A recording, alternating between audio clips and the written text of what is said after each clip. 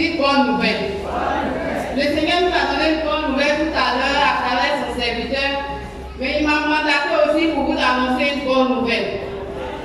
Je dis toutes les étapes de la prière sont importantes. L'étape de la louange, c'est important. L'étape de l'annonce de la parole, c'est important. Et l'étape des étapes, c'est encore important.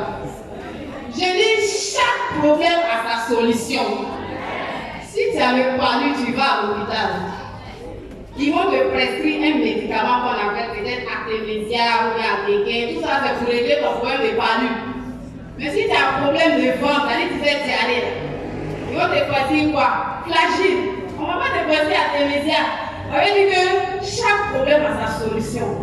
Il y a des problèmes pour lesquels on a prié, on a jeûné, on a cassé, démoli, détruit. Ça va rien changer. C'est que la solution, là, c'est pas jeûner, prier. C'est petit offrande et puis c'est fini. La veuve de Sarepta, on dit qu'elle n'avait rien. Elle avait un peu d'huile, un peu de farine. Son mari était prophète. Je suis à la maison, il avait prié, jeûne tout le temps. Mais ça n'a pas changé son problème. Mais quand l'homme de Dieu est venu, il dit, qu'est-ce que tu as? Elle dit, je n'ai rien. Souvent, c'est comme ça, on dit, je n'ai rien. Mais le peu que tu as là, c'est que tu appelles je n'ai rien. C'est la source de ton miracle. Donne ton je n'ai rien. Dieu va multiplier. Et puis la bénédiction va couler en plus à l'église. Je crois mon témoignage. Pourquoi? Parce que j'ai dit l'offrande est importante. Il y a un problème pour lequel tu as prié pendant des années, ça va changer.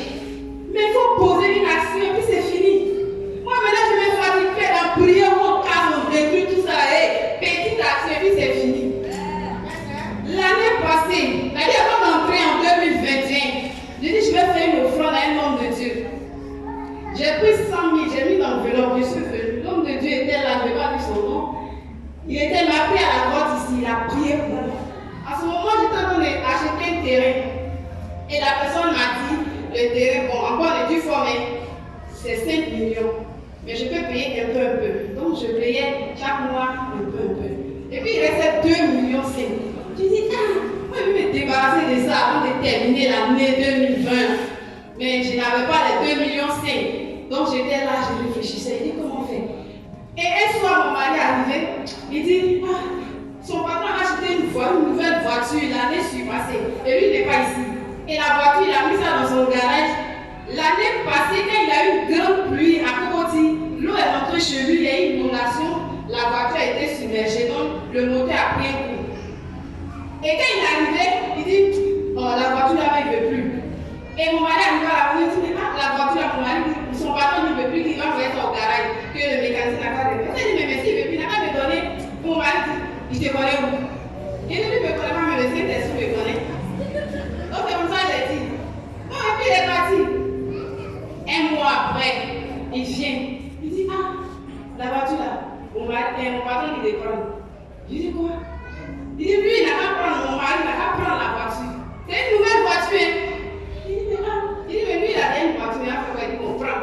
Il dit, tu n'as pas dit, ton patron ne me connaît pas, il a dit que les Saint-Esprit me connaissent. Donc il m'a donné la voiture. Mais puisqu'il y avait un problème de moteur, tout ça, il dit, mais il faut prendre la voiture, comme j'ai un problème pressant. Il allait vendre la voiture à 5 millions. J'ai pris les 2,5 millions, je suis allé acheter le terrain. À cause d'une petite offrande que j'ai faite. Pour vous dire que l'offrande est importante. Il y a tellement de témoignages par rapport à l'offrande. Je sais que parmi vous, il y a des personnes aussi qui ont des témoignages par rapport à l'offrande. Je sais qu'un jour, le dernier va donner un temps pour avoir des témoignages sur l'offrande. C'est vrai que la prière bénit, mais l'offrande aussi bénit. Si tu étais fatigué par une situation pendant des années, il ne faut plus te fatiguer. Pose une action sur le main, puis c'est fini. Belle joie. Donc tu vas prendre ton offrande. Et puis tu vas lever la main, on va prier.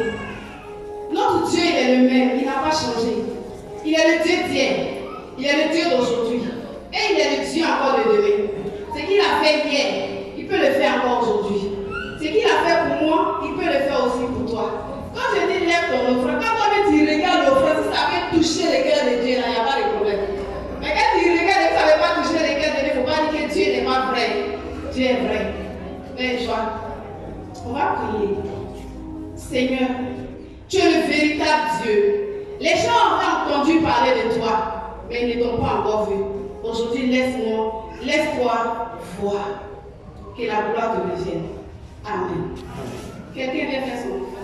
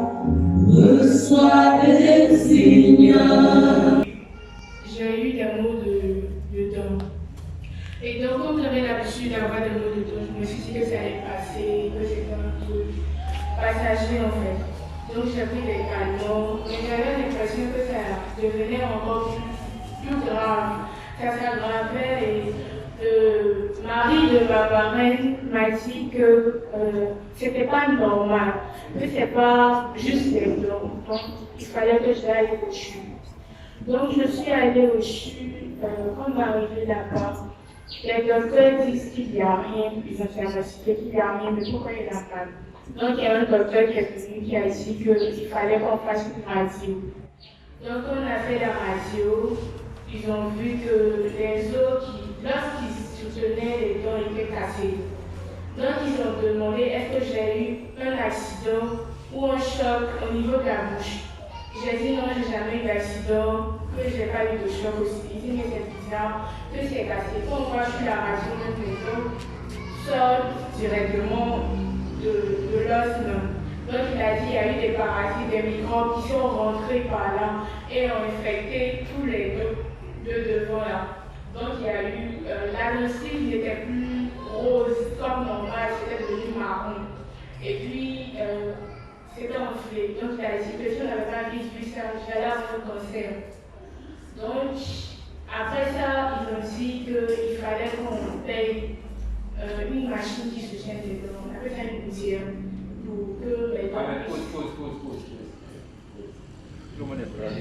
En fait, les dents, c'était décollé. C'était décollé carrément. Donc, pour que ce soit ainsi, il faut que la personne ait vécu un choc. C'est-à-dire qu'il faut que la personne ait eu un accident, il faut qu'il y ait une force qui soit venue frapper ici pour que ça puisse se fendre à ce point-là. Et c'était tel que les dents même commençaient à bouger et les dents risquaient de tomber. Donc la machine dont elle parle, on l'appelle gouttière. Est-ce que les gens peuvent pour soutenir la gencive, pour ne pas que la gencive, pour ne pas que ça quitte. Je ne sais pas si vous voyez un peu la dimension de l'affaire. Donc après ça, la gouttière était tellement chère. Donc avec l'aide des frères et sœurs Jean-Nouveau, on a pu avoir l'argent pour acheter la gouttière. Donc quand on est arrivé au prochain rendez-vous, j'avais l'argent dans mon sac. Donc quand je suis partie, d'abord avant de commencer, ils font les analyses, les doigts, les dents, tout ça. Quand ils ont fini, ils ont dit bon, Le docteur est venu, parce que ce sont les stagiaires d'abord qui nettoient, et puis après le docteur vient. Donc le docteur est venu, il dit bon, tu m'as parlé d'une gouttière, bon je vais voir les dents. Donc on a refait, d'abord les dents bougeaient avant, quand j'avais le problème. Donc quand il est revenu, il dit bon d'accord, donc il avait un truc là, donc il prenait pour voir si les dents continuaient de bouger. Il prend mais il voit que les dents ne bougent plus. Il touche, ça ne bouge plus, il dit d'accord, donc on va refaire l'analyse. On refait, il voit que les dents sont solides. Les dents même se sont recollées directement à l'os avec la bruyère. Parce que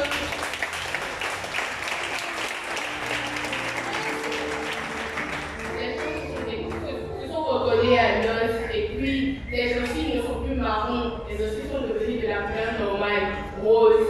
Donc après ça, il m'a dit que il a demandé au stagiaire, attends, c'est de ces dents-là que tu dis qu'il faut porter le gouttière. Le stagiaire lui dit, c'est que tu ne vois pas bien, regarde l'analyse, on n'a plus besoin de gouttière. Donc je remercie Dieu pour ce qu'il a fait pour moi. Alléluia. Ça c'est un miracle. Amen. Bon, ce que je crois d'un miracle, c'est quelque chose qui arrive, on ne peut pas expliquer, mais on constate.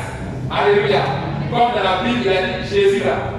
Je ne sais pas qui il est, mais ce que je sais, je ne marchais pas, et puis maintenant je marche. Alléluia.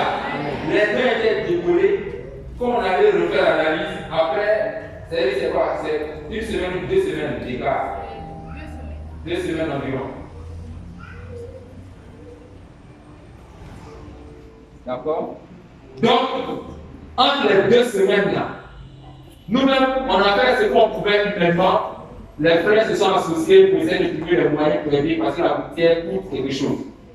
Mais Dieu avait décidé de se glorifier d'une autre manière. Alléluia. Et elle a arrivé avec ses moyens humains, ses 5 pains de poisson. C'est ne rendant même pas compte qu'elle-même avait été guérie. Il a fallu la machine pour attester qu'elle a été glorieusement guérie par la main de Dieu. On peut acclamer le Seigneur. Alléluia. Elle a reçu le moyen de la elle est guérie. La maman me dit de donner encore. Ton bac à quelle année? Rapidement. D'accord. Bon, j'ai passé le bac l'année dernière. Avant la concours, on a eu un temps de prépa. Pendant ce temps de prépa là, j'étais malade. Donc j'ai pas pu faire le temps de prépa. Or, tout au long du corona, bon, c'était un peu bizarre parce que vous bossez là, je apparaisse et tout ça. Donc c'était le temps de prépa qui nous permettait de voir un peu les choses qu'on avait oubliées. Mais j'ai pas pu faire le temps de prépa aussi parce que j'étais vraiment malade. Donc pendant le temps de concours, le premier jour de la concours, je suis partie faire le premier jour de concours, ça allait. Mais le soir, je ne pouvais plus marcher, je ne pouvais plus rien faire. On m'a transporté de venir à la maison, j'étais encore malade. Le lendemain, encore, je suis partie. On m'a repris encore pour repartir à Tours. J'ai commencé aussi, je suis partie, je fréquente là-bas. Je fréquentais là-bas. Maintenant, à la fin du mardi, quand j'ai fini de composer à la fin, j'ai vu madame le professeur, l'ancien professeur est parti maintenant. Je l'ai fait, m'a demandé, tu veux que je t'accompagne à la maison? Je dis non, que je veux. Elle dit que tu n'arrives pas à marcher. Je dis non, il y a des mes camarades qui sont là, qui m'attendent devant le portail, ils vont me prendre pour aller à la maison. Donc je me suis levée encore, je suis arrivée à la maison. Donc, je suis arrivée à la maison, le mercredi c'était philo aussi. Je parle de autre philo, c'est que je faisais la série A. Donc, je me suis assise, je vais me dire, Seigneur, je suis malade. Je fais comment? Je vais dire des choses. Si ça, même si j'ai 3, même 4, ça ne peut pas avoir pareil. Donc, il faut voir. Donc, personne m'a dit, bon, prends ton cahier et puis ouvre, genre ouvrir au hasard comme ça. Donc, j'ai pris mon cahier, j'ouvre et puis je vois la leçon. Une leçon par exemple, en tout cas, ni des raisons et tout comme ça. Donc, je dis, ok, je vais bosser la leçon, puis j'avais une ancien sujet qu'on avait traité. Donc, j'ai pris le sujet, j'ai relu, j'ai lu. Et puis, je pense que c'est tout ce qu'il faut faire parce que j'ai pris le poste. Donc, je me fais de l'école en termes. Le lendemain, j'arrive en classe, on partage les sujets. Donc, j'étais là, j'ai commencé à prier, Seigneur, j'essaie de ce que j'ai bossé là, parce que ça va, si c'est pas ça, je suis foutu. On envoie les feuilles, je vois sujet numéro 1, je vois sujet numéro 2, c'est le même sujet qui est venu hier. Je suis assis déjà dans ça, elle a commencé à sourire, et puis elle a commencé à me demander, mon voisin de la côté, dit, en fait, je vois que je passe à maintenant, tu souris, après ça m'a été d'accord, il est OK. Donc, quand j'ai fini, j'ai pris ma feuille, Quand j'ai vu le traité, j'ai dormi. J'ai dormi jusqu'à l'examinateur qui dit tard. Il dit, attends, je vais finir. Il dit, mais j'ai fini. Il dit, on va. Il a dit, mais tu sais, je vous ai dit que peut-être faut terminer là, c'est moi, tu me donnes. Il dit, ah, mais je vais finir. Donc on a fini, je n'ai pas parlé, je suis sortie par là, il a me demandé, est-ce que c'est passé? Il n'a pas voulu trop parler, mais c'est le cas que j'ai voulu dire. Le jour des résultats, on est parti. En tout cas, j'ai été admis avec la motion et puis j'ai eu 15 en philosophie.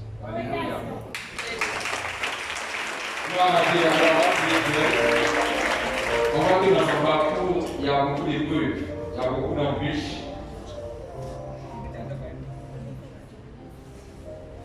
Voilà, merci beaucoup. Donc il y a beaucoup d'embûches qu'elle endure. Mais dans le miracle de la routière, le miracle n'est pas arrivé comme ça. Effectivement, Dieu peut agir comme il veut. Mais entre le moment où on a diagnostiqué le mal et puis où elle est partie, il y a eu, dans cette période-là, il y a eu la prière, frère. Il y a eu une chaîne de prière. Il y a eu un soutien spirituel dans la prière. En fait, à travers ce témoignage, Dieu dit de croire en la prière qu'on fait. On peut être confronté à des obstacles qui nous dépassent. Souvent même, ta situation est telle que tu n'oses même pas prier. Peut-être tu te dis, est-ce que la prière peut changer cette affaire? Mais à travers son témoignage, on voit que Dieu entend la prière. Alléluia. Donc ne néglige pas ta prière en ces temps. Ne néglige pas ta prière et ne sois pas complexé de demander à Dieu ce que tu peux lui demander. Lui-même il a dit, demandez-moi ce que vous voulez. Amen.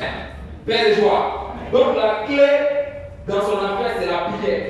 La prière n'a pas été de dire à Dieu, voilà, Dieu est responsable. Après la prière même là, il a fallu trouver les moyens de partir. Mais au moins on a prié. Alléluia. Et Dieu s'est glorifié. C'est ce que le Seigneur nous fait comprendre à travers son témoignage. Alléluia. Tu vas attendre les dernières grâce. Et nous prions au nom de Jésus. Seigneur, merci. Merci pour ta puissance qui s'est manifestée dans la vie de ta fille. Et nous voulons te la consacrer ce soir, nous tous, à la suite de l'enseignement de nos serviteurs sur l'Église. Nous voulons nous unir dans le nom de Jésus pour te consacrer sa vie, afin que ta puissance repose sur elle et que ta grâce l'accompagne pas à pas. Merci Seigneur pour les obstacles peut-être qui vont venir, mais sur lesquels tu lui as déjà donné la victoire au nom de Jésus-Christ. Que sa foi soit consolidée. Et avec elle, notre foi dans le nom de Jésus, nous la plongeons dans le sang de Jésus. Et nous aveuglons tout mauvais œil sur sa vie, sur sa destinée. Nous la déclarons bénie. Nous déclarons que son avenir est radieux. Nous déclarons qu'elle est une bénédiction pour sa mère. Et qu'elle réussit dans cette étude. Non pas par sa force ni par sa puissance, mais par ton esprit au nom de Jésus-Christ. Amen. Alléluia. Et là, la voix commence à parler au Seigneur. Que l'Esprit Saint se meuve. Que cette année-là, il y ait un mouvement de l'Esprit dans ta vie. Que à partir de cette émission, à partir de ce cheminement, il y ait un mouvement de l'Esprit dans ta vie.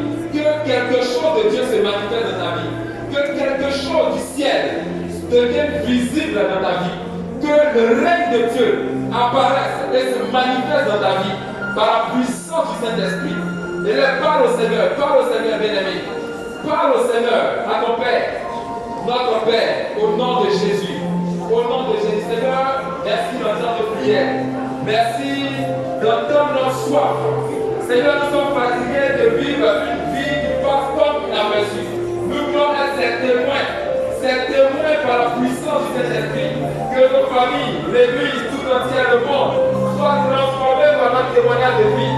Seigneur, nous sommes restés longtemps cachés dans nos déserts, cachés dans nos situations, cachés dans nos peurs. Mais le temps est venu et c'est maintenant où nous voulons sortir, où nous voulons libérer à la face du monde la gloire que tu as enfouie dans nos vies. Père, que cela se produise maintenant, que cela se passe par la puissance du Saint-Esprit. Seigneur, nous ne voulons plus compter sur nos forces, nous ne voulons plus compter sur nous-mêmes, nous ne voulons plus compter, Père, sur nos efforts personnels. Mais nous voulons laisser ta puissance agir, nous voulons laisser ta gloire se déployer, nous voulons laisser ton règne agir dans nos vies. Au nom de Jésus, Père, nous te prions. Entends la prière qui monte et qui s'élève vers toi. Oh, Rivo Sabra Kota Rabababa. Letro Sota Rabababa. Prie avec tes soins, prie avec ce désir ardent, prie avec ce désir ferme. Prie au nom du Seigneur Jésus. Parle au Seigneur. Il a mis des choses en toi. Il a mis des trésors en toi. Il a mis des dons en toi. Il reste encore ensommeillé. Il reste encore comme mort. Il faut que cela se manifeste. Il faut que la main de Dieu, il faut que le règne de Dieu se lève dans ta vie par la puissance du Saint-Esprit. Les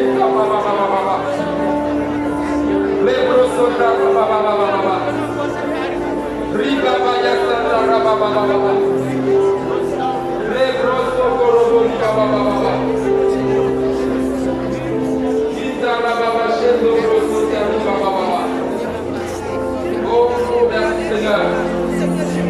À toi l'honneur, à toi la puissance, à toi la magnificence, à toi l'élévation pleine. Gloire à toi Saint-Esprit. Merci déjà de commencer à bouger à l'intérieur de nous. Merci déjà de commencer à nous parler. Merci de te révéler à nous, Saint-Esprit. Cette année est spéciale pour nous.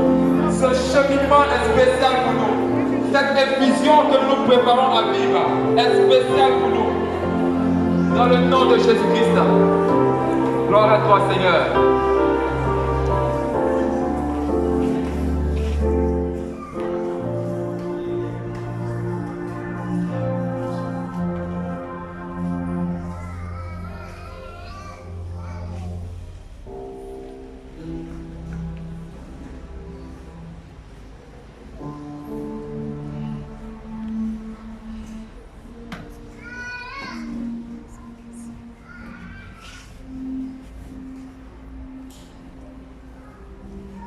J'ai l'image de quelqu'un, j'ai l'image qui me vient comme quelque chose qu'on est en train de dépoussiérer.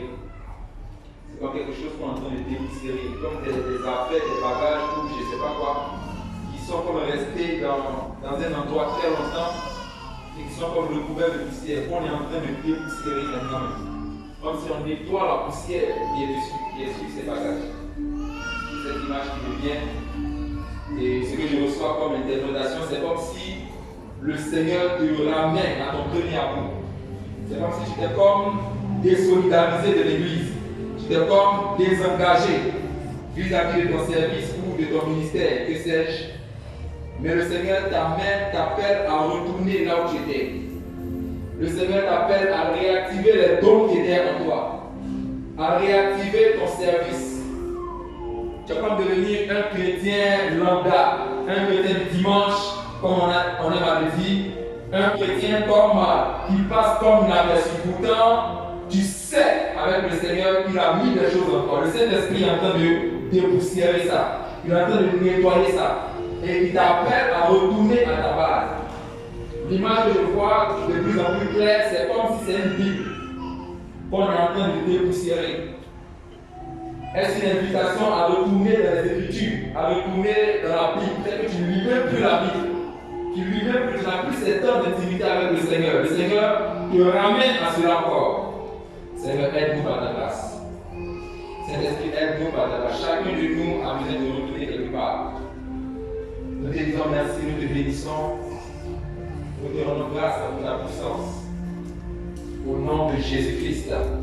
Et par nos orations, nous voulons te dire merci, nous voulons te rendre grâce. Nous voulons te magnifier, nous voulons te saluer, nous voulons te glorifier, nous voulons la gloire.